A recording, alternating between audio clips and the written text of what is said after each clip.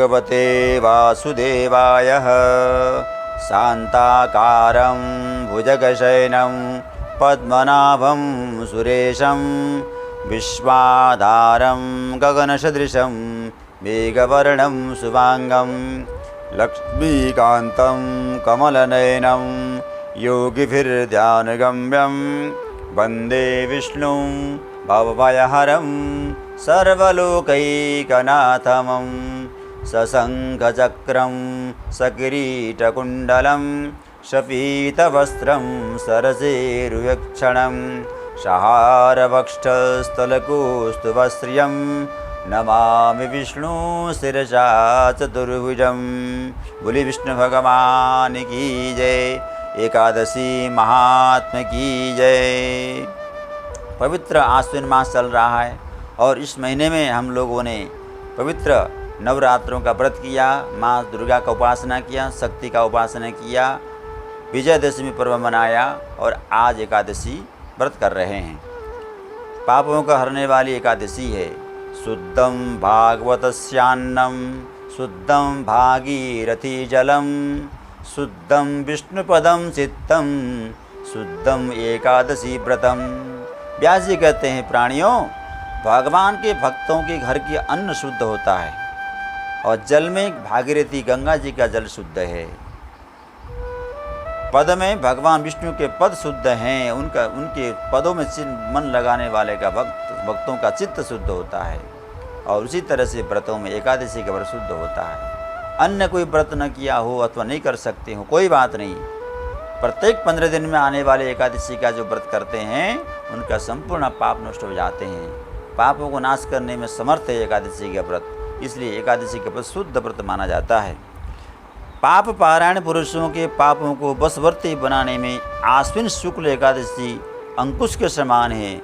इसी कारण इसका नाम पापांकुशा है। आश्विन शुक्ल एकादशी का नाम पापांकुशा है। व्यास जी कहते हैं, यह स्वर्ग और मोक्ष को देने वाली, शरीर को निरोग रखने वाली, सुंदरी सुशीला स्त्री, सदाचारी पुत्र और सुस्थिर धन को देने वाली है। इस दिन में भगवान का पूजन और रात्रि में उनके सम्मुख जागरण करके दूसरे दिन पूर्वाह्न में पारण करने से व्रत पूर्ण हो जाता है। एकादशी का व्रत करने के बाद अगले दिन द्वादशी के दिन भगवान का पूजन करके पारायण करना चाहिए। विद्वान ब्राह्मण दंपति को बुला करके उनकी तिलक पूजन करके, उनका चरण प्रसारण करके, उनका सम्मान करके दान करना चाहिए। एकादशी के व्रत करने के बाद द्वादशी के जो दान करते हैं उनको असंख्य पुण्य प्राप्त होता है। इस विषय में भगवान श्री कृष्ण जी ने युधिष्ठिर जी को जो बताया था वो कथा मैं आप लोगों को बताता हूँ। एक समय की बात है, भगवान श्री कृष्ण और युधिष्ठिर जी महाराज बैठे हुए थे। तो युधिष्ठिर जी के मन में एक विचार आया और उन्होंने भगवान श्री कृष्ण से पूछा, हे मधुसूदन, आपने बहुत सारे धर्मों की बात बताई, बहुत सारी एकादशियों के बारे में बताया। अब मैं ये जानना चाहता हूँ, हे मधुसूदन, अब कृपा करके यह बताइए कि आश्विन की शुक्ल पक्ष में किस नाम की एकादशी होती है, उसकी क्या महिमा है, क्या विशेषता है। तो भगवान श्री कृष्ण बोले, हे राजन, आश्विन के शुक्ल पक्ष में जो एकादशी होती है वह पापांकुशा के नाम से विख्यात है। उसका नाम है पापांकुशा, मनुष्य के पापों को हरने वाली है। और यह जो एकादशी है सब पापों को हरने वाली तथा उत्तम है। उस दिन संपूर्ण मनोरथ की प्राप्ति के लिए मनुष्य को स्वर्ग और मोक्ष प्रदान करने वाले पद्म नामक संज्ञक मुझ वासुदेव का पूजन करना चाहिए। भगवान कहते हैं, हे राजन, जितेंद्रिय मुनि चिरकाल तक कठोर तपस्या करके जिस फल को प्राप्त कर लेता है वह उस दिन भगवान गरुड़ध्वज को, मुझ वासुदेव को जो प्रणाम करने से ही प्राप्त हो जाता है। पृथ्वी पर जितने तीर्थ और पवित्र देवालय हैं उन सब के सेवन का फल भगवान विष्णु के नाम कीर्तन मात्र से मनुष्य प्राप्त करता है। तत्रैव गंगा यमुना च तत्र गोदावरी सिंधु सरस्वती च सर्वाणि तीर्थानि वसन्ति यत्र यत्राच्युतोद्धार कथा प्रसंगः। तो पृथ्वी पर जितने भी तीर्थ हैं वो सब भगवान वासुदेव के कीर्तन जहाँ पर होता है वहाँ पर आ जाते हैं। इसलिए भगवान वासुदेव का कीर्तन, भजन कीर्तन जो करते हैं, समझो वो संपूर्ण तीर्थों को यात्रा करते हैं, संपूर्ण तीर्थों में स्नान करते हैं। जो सांग धनुष धारण करने वाले सर्वव्यापक भगवान जनार्दन के शरण में जाते हैं उन्हें कभी यमलोक की यातना नहीं भोगनी पड़ती। जो भगवान के नित्य शरण में रहते हैं, भगवान के आश्रय में रहते हैं, भगवान के छत्र छाया में रहते हैं, जो भगवान के नाम के आश्रय में अपने जीवन को जीते हैं, उनको कभी यमलोक जाना नहीं पड़ेगा, उनको यम की यात्रा सहन करनी नहीं पड़ेगी। भगवान आगे कहते हैं, राजन, यदि अन्य कार्य के प्रसंग से भी मनुष्य मात्र एकादशी का उपवास करता है, अन्य किसी का उपवास नहीं करता, उपवास केवल एकादशी का करता है, तो भी उसको मोक्ष प्राप्त करना निश्चित हो जाता है, उसका भी उद्धार हो जाता है। और जो एक बात और ध्यान से सुनो, जो पुरुष विष्णु भक्त होकर भगवान शिव की निंदा करते हैं, वो मनुष्य कभी भी उत्तम गति को प्राप्त नहीं कर सकता, वो भगवान विष्णु के लोक में स्थान नहीं पा सकता, उसे निश्चय ही नरक में गिरना पड़ता है। तो एक देवता की पूजा करना, दूसरे की निंदा करना, ये शास्त्र विरुद्ध कार्य है, ये शास्त्र विरुद्ध कार्य है। भगवान एक होते हुए भी देश काल अनुसार भक्तों की मनोकामना के लिए उनके रूप स्वरूप अलग हैं, इसलिए ब्रह्मा विष्णु शिव इंद्र तत्व से एक ही हैं, इसलिए एक की पूजा करें और दूसरे की निंदा करें, यह शास्त्र विरुद्ध कार्य नहीं करना चाहिए। और जो ऐसा करते हैं उनका फल, उनके जो पुण्य हैं वो सब नष्ट हो जाते हैं, उनको अंत में नरक में ही जाना पड़ता है। भगवान कहते इसी प्रकार कोई शिव जी का व्रत करने वाला, पूजन करने वाला और विष्णु की निंदा करता है तो भी मतलब जो है रोरोग नाम के नरक में हो जाता है, और तब तक उसको रहना पड़ता है जब तक 14 इंद्रों का कार्यकाल पूरा नहीं होता है, वो अनंत काल तक वो नरक में पड़े रहते हैं। यह एकादशी स्वर्ग और मोक्ष प्रदान करने वाली, शरीर को निरोग बनाने वाली तथा सुंदर स्त्री, धन और मित्र देने वाली है। हे राजन, एकादशी को दिन में उपवास और रात्रि में जागरण करने से अनायास ही विष्णु धाम की प्राप्ति हो जाती है। हे राजन, वो पुरुष मातृपक्ष की 10, पिता के पक्ष की 10 तथा स्त्री पक्ष की 10 पीढ़ियों का उद्धार कर देता है। एकादशी का व्रत करने वाले मनुष्य दिव्य रूपधारी, चतुर्भुज, गरुड़ की ध्वजा से युक्त, हार से सुशोभित और पीताम्बरधारी होकर भगवान विष्णु के धाम को जाता है। आश्विन की शुक्ल पक्ष में पापांकुशा का व्रत करने मात्र से ही मानव सब पाप से मुक्त होकर श्री हरिलोक में जाता है।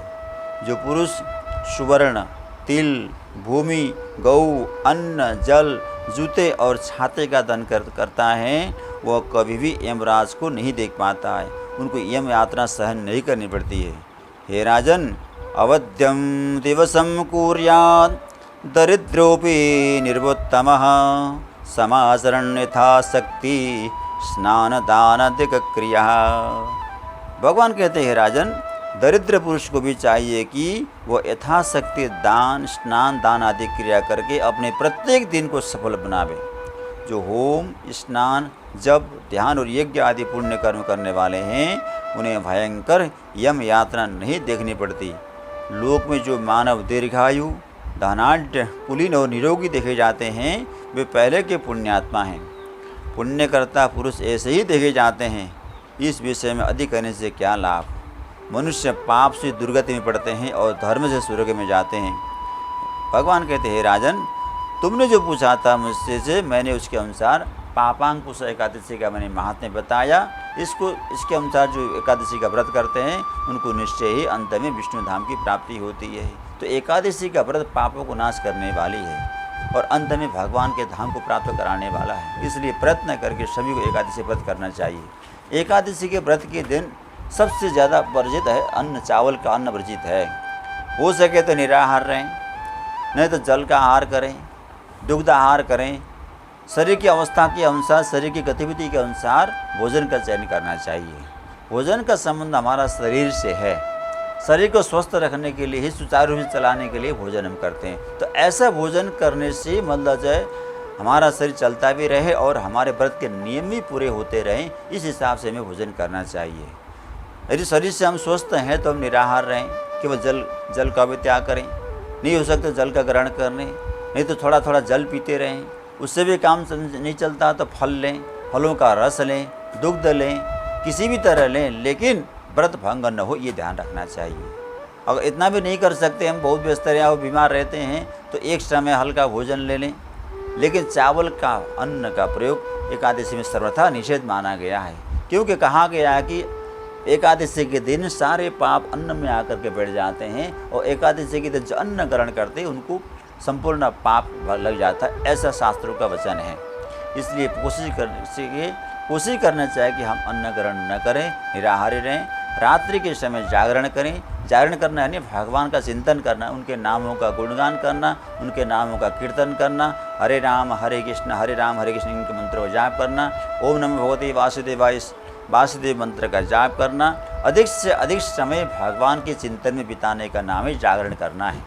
अगले दिन द्वादशी के दिन प्रातःकाल जल्दी उठ करके स्नान करना, फिर भगवान वासुदेव की पूजन करना, उनको पंचामृत से स्नान कराना, सुंदर वस्त्रों से सजाना, फिर सिंहासन रखकर उनकी दिव्य आरती करना और विद्वान और योग्य दंपति ब्राह्मण को, कर्मकांडी ब्राह्मण को घर में बुला सपत्नी को बुला करके उनके चरण प्रसारण करना, उनको सुंदर भोजन से उनको संतुष्ट करना, वस्त्र इत्यादि दान करके उनको संतुष्ट करना। दान करने का कोई अंत नहीं है, जितना भी कर सकते हैं, सुवर्ण दान कर सकते हैं, अन्न वस्त्र इत्यादि दान कर सकते हैं। अपने पास जो उत्तम वस्तु उनको दान दे करके भगवान को प्रसन्न करना चाहिए। दान करने से भगवान प्रसन्न होते हैं, दान करने से पाप नष्ट होता है। दानेन हन्यते व्याधि दान हन्यते पापम, दान से ही मतलब पाप नष्ट होते हैं और दान से ही रोग नाश होता है। इसलिए अधिक से अधिक दान करना चाहिए। दान करने से धन शुद्ध होता है, स्नान करने से शरीर शुद्ध होता है और हरि भजन करने से मन शुद्ध होता है। और शुद्ध मन से किए हुए दान ही, शुद्ध दान ही भगवान को प्राप्त होता है। इसलिए एकादशी के बाद द्वादशी के दिन दान करने का बड़ा महत्व है। तो इस प्रकार भगवान श्री कृष्ण जी ने युधिष्ठिर जी को महात्म्य बताया था और आप लोगों के सम्मुख मैंने ये एकादशी के महात्म्य बताया। आप लोग एकादशी का व्रत करें और भगवान को प्रसन्न करें, उनके नामों का जाप करें और भगवान को करते हैं प्रणाम और कथा को देते हैं विराम। बोले वासुदेव भगवान की जय, एकादशी महात्म्य की जय। ओम पूर्णमदः पूर्णमिदं पूर्णात् पूर्णमुदच्यते पूर्णस्य पूर्णमादाय पूर्णमेवावशिष्यते। ओम नमो भगवते वासुदेवाय।